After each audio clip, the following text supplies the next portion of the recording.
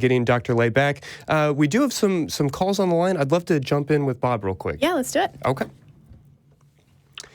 Hey, Bob, you are on the air. What can we do for you tonight?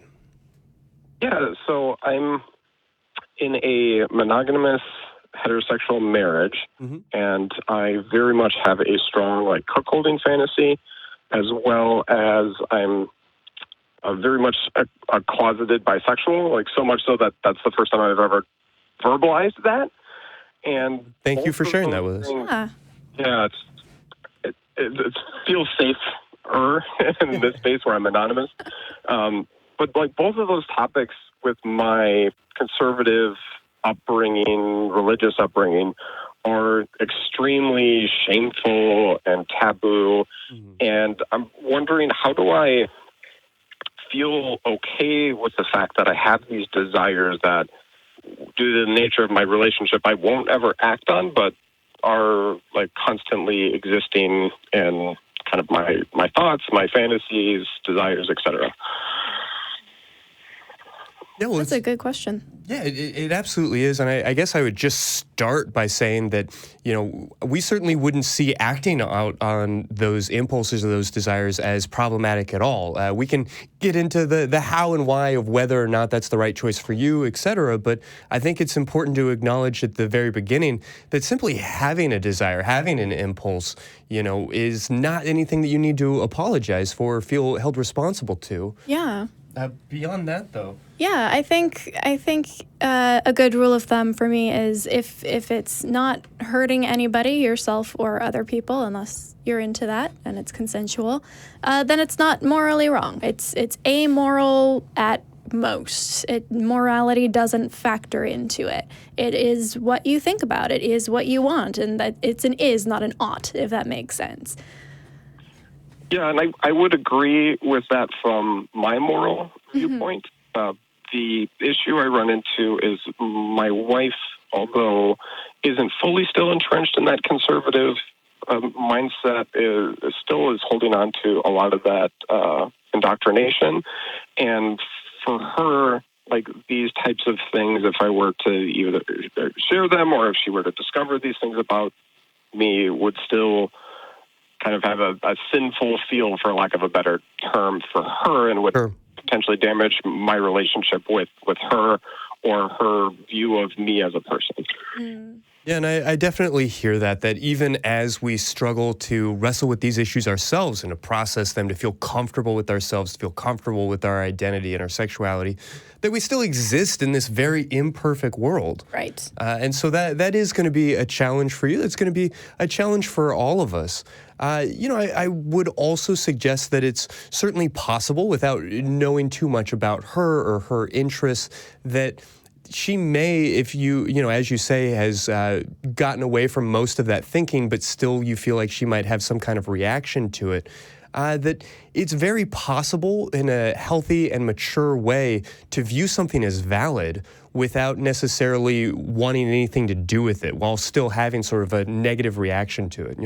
I've used this example on the show before, but I would say that being able to perform a open heart surgery is an absolutely beautiful thing, that's a noble pursuit if we're going to attach any kind of morality to it. It's a wonderful thing. At the same time, I can't watch a video of a open heart transplant without getting queasy. It still creates a very visceral reaction in me. And that's not me judging anybody. That's not me saying, I could never do that, or I don't want anything to do with that. Because, I don't want to ever be in a situation where I'm reaching my hands into a human chest.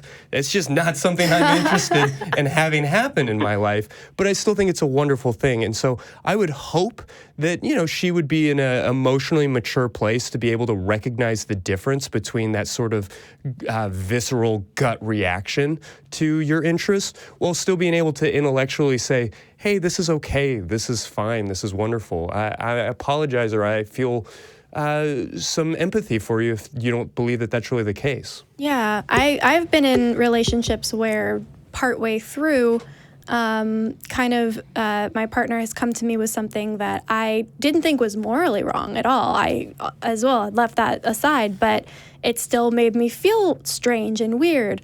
And so, yeah, I think that if you were to pursue this, which, why not try it out? I think it would be useful to just approach it knowing that you're kind of going to have to renegotiate a little bit and be very patient. Yeah, and it's very challenging for me to not be able to feel okay with that part of my life and who I am there. Mm-hmm. So it is something that I would love to be able to share and be open about. It's just kind of scary to take that first risk or that first jump and feel safe doing that. Absolutely. And I think it's important to avoid the, kind of the all trap in negotiating these things with our partners. Instead of sitting her down and saying, well, sweetie, I have already found somebody. He's on his way now. I have the camera all set up. The lounge, the couch in the basement is all ready for the two of you.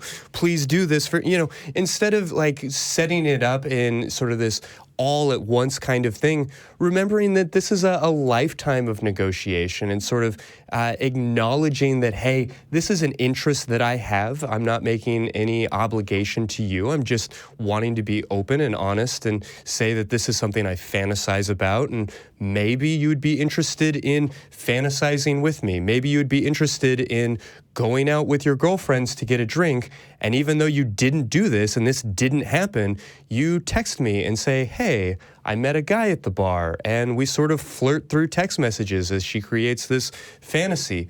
Maybe that's not a thing that she's going to be interested in at all, and that's okay too, because her interests are certainly her own and valid as well, but I do hope that you would feel comfortable at least being open and honest about your own sexuality with somebody who's so important to you. Right. And it could be also that she would be very into it and is also holding back because she's not sure how to broach the topic either.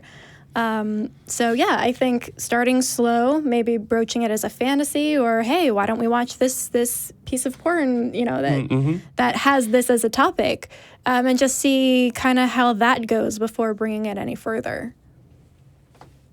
No, I think that's good advice, and thanks for chatting with me and taking my call tonight. Yeah, absolutely. Thank you. And, if you have a moment, it seems we actually have Dr. Lay on the phone line, so I'm going to go ahead and bring him in and just give him an opportunity if he has anything else to add.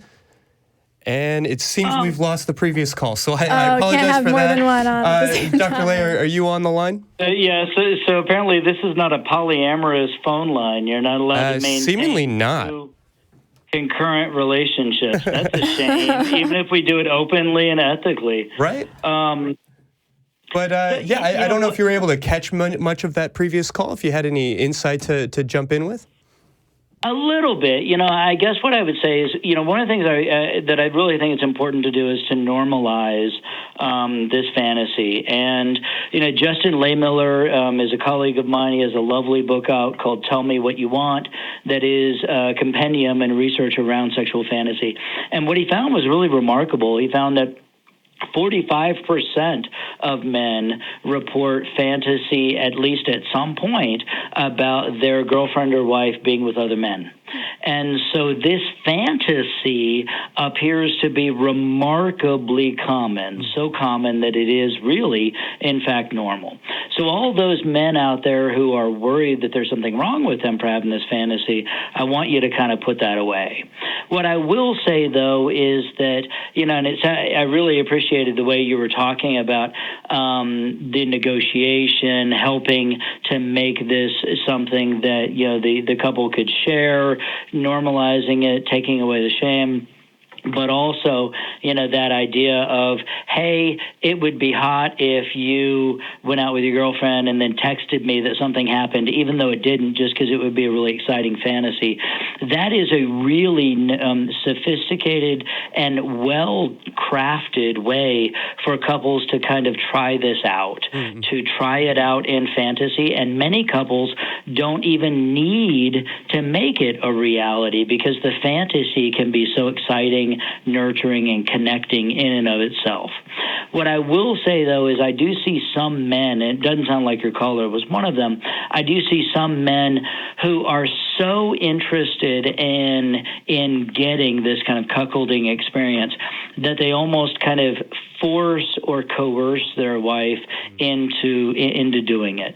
And that is absolutely never healthy and a recipe for disaster. I've seen some men who even do things like, trying to get their wife intoxicated and then set her up with another guy.